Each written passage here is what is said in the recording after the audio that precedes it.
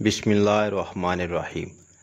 رسول اللہ صلی اللہ علیہ وآلہ وسلم نے فرمایا کہ مجھ پر ایک ایسی آیت اتری ہے کہ کسی نبی پر سوائے حضرت سلیمان علیہ السلام کی ایسی آیت نہیں اتری۔ وہ آیت بسم اللہ الرحمن الرحیم ہے۔ حضرت جابر رضی اللہ عنہ فرماتے ہیں کہ جب یہ آیت اتری، بادل مشرق کی طرف چھٹ گئے، ہوائیں ساکن ہو گئیں، سمندر ٹھہر گئے، جانوروں نے کان لگا لیے، شیاطین پر آسمان سے شعلے گرے۔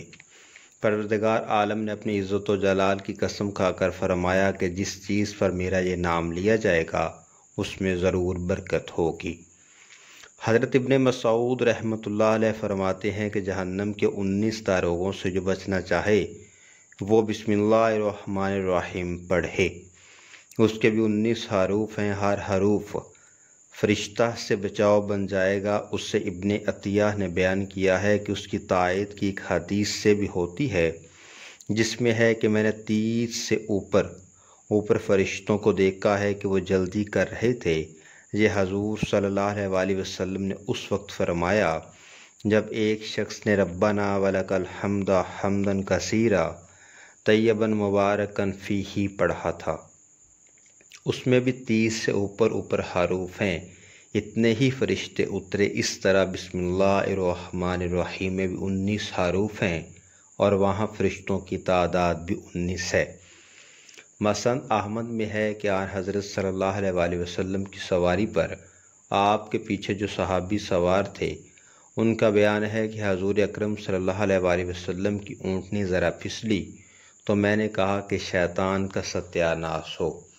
آپ صلی اللہ علیہ وآلہ وسلم نے فرمایا یہ نہ کہو، اس سے شیطان پھولتا ہے اور خیال کرتا ہے کہ گویا اس نے اپنی قوت سے گرایا۔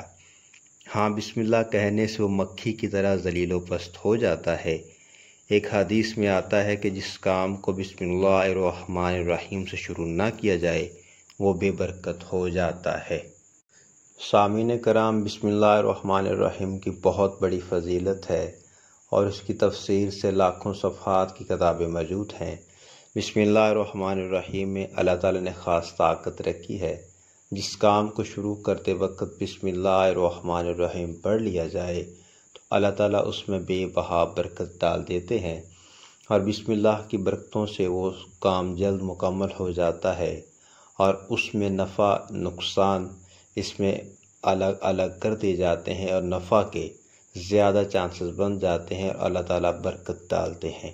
اور جس کام سے پہلے بسم اللہ الرحمن الرحیم نہ پڑھی جائے اس میں برکت نہیں ہوتی۔ اللہ تعالیٰ ہم سب کو توفیق کی عطا فرمائے۔